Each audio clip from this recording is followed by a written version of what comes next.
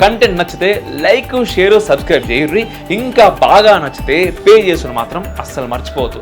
మీరు పంపే రూపాయి అయినా కూడా నాకు అది చాలా చాలా చాలా ఇంపార్టెంట్ అండ్ చాలా పెద్దది. బ్రిటిష్ వాళ్ళు వచ్చిన తర్వాత పూర్తిగా కుల వృత్తులన్నీ సర్వనాశనం అయిపోయినాయి. దానికి ప్రధాన కారణం ఏంటంటారు? దానికి ప్రధాన కారణం English education system. Yes, Macaulay education సిస్టంలో ఎస్, ఇంకా అది ఆ సిస్టమ్ అయితేనే ఈ గుమాస్తాలను తయారు చేసే సిస్టమే ఉత్తమమైనది. భారతీయమైన సిస్టమ్ దుర్మార్గమైనది. ఇది బాగా ఎక్కించారు. ఇప్పటికీ మీరు తమిళనాడుకి వెళ్తే they hate Sanskrit, okay, they hate Hindi, అవును, దే హేట్ హిందూ. ఎస్, వాళ్ళకి Hindu, Hindi, Sanskrit, Hindi, Brahmin, cow, సనాతన ధర్మ ఈ పేర్లు వాళ్ళకి అక్కర్లేదు.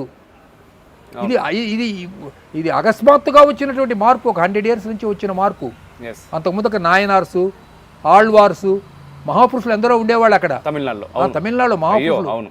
చక్రవర్తులు రాజగోపాలాచారి కూడా రామాయణం భారతం రాసి వాళ్ళని ఎడ్యుకేట్ చేయడానికి ప్రయత్నం చేశాడు.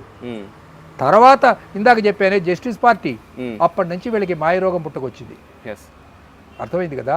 అంటే ఈ దేశం మీద రకరకాల మార్గాలలో ఈ దేశాన్ని డిసింటిగ్రేట్ చేసి, రష్యా ఏ రకంగానైతే చిన్న చిన్న దేశాల కింద విభజింపబడ్డదో అలా మన దేశంలో ఉన్నటువంటి ఒక్కొక్క భాషా ప్రయుక్త రాష్ట్రము ఒక్కొక్క సపరేట్ కంట్రీగా చేయాలి అన్నటువంటిది ఇవాళ చైనా, బ్రిటన్, అమెరికా, రష్యా అందరూ కలిసి ఈ కుట్ర బన్నుతున్నారు.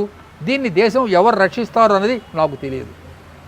ఒక సామాన్య పౌరుడు ఎలా ఆలోచించాలంటారు? ఇప్పుడు ఇన్ని కుట్రలు జరుగుతున్నాయి. ఇప్పుడు వీనికి ఏంటంటే పొద్దున్న లేస్తే 3 పూటలు మన తిండికి ఈ day to day life, regular లైఫ్లో వీడు తిరుగుతూ ఉంటాడు. ఇప్పుడు వీడు ఇవన్నిటి ఆలోచనలు ఖచ్చితంగా పాపం ఎక్కడో ఒక దగ్గర ఓ ఆలోచన వస్తుంది, అరే మన దేశం ఇట్లా అయిపోతున్నది ఎట్లా, మన ధర్మం ఇట్లా అయిపోతున్నది ఎట్లా. మరి అటువంటి వాళ్ళకు అంటే వాళ్ళ తరపున ఏదో ఒకటి చేయాలని ఒక ఆలోచన అయితే ఉంటుంది. వాళ్ళు ఏం చేయగలుగుతారు? మా ఇంటి ఎదురుగా పేదవాడు అక్కడ రోడ్డు మీద ఏదో చిన్న చెప్పులు కుట్టుకుంటున్నాడు గురుగారు. ఆ పక్కనే ఇంకొకటి ఒక ఆవిడ అమ్మాయి ఇక్కడే మా వీధిలోనే ఒక ఆవిడ లాండ్రీ రోడ్డు మీద వర్షానికి తడుస్తూ, ఇంకొకటి ఇక్కడే పక్కనే అరటిపళ్ళు అమ్ముకుంటున్నాడు. వాళ్ళ బతుకులు 20 ఏళ్ళు అలాగే ఉంది, ఏమీ తేడా లేదు. ఓకే, వీడేం చేస్తున్నాడు? హోటల్కి వెళ్ళి స్టార్ హోటల్స్కి వెళ్ళి భోంచేసి వస్తున్నాడు. ఈ పొలిటికల్ మీటింగులు కూడా స్టార్ హోటల్స్లోనే పెడతారు. అవును, హోటల్ తాజ్ కృష్ణలో పెడతారు. అవును, విన్నారా?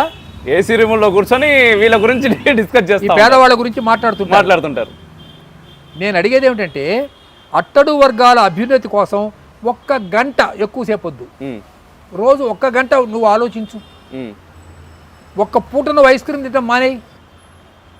సినిమాకి వెళ్ళాలి, మగధీర సినిమాకి వెళ్ళాలంటే 4 కలిసి వెళ్ళేప్పటికి 5,000 రూపాయలు టికెట్ పెట్టుకుంటున్నావే. 5,000లో ఒక 500 ఒక పేదవాడికి ఇవ్వడానికి నీకేమి మాయరోగమా?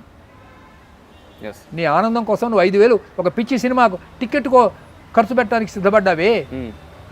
ఒక 500 ఒక పేదవాడికి ఇయ్యి. ఇష్టం లేదు. ఎంతంత డబ్బు దుర్వినియోగం అయిపోతుందో తెలిసినా సార్. కాబట్టి సామాన్యుడు 1 గంట దేశాన్ని గురించి ఆలోచించాలి, కనీసం 1 గంట. తక్కిన 23 గంటలు నీ గురించి నువ్వు ఆలోచించుకో. ఓకే, ఇది నేను చెప్పదలుచుకున్నటువంటి సందేశం.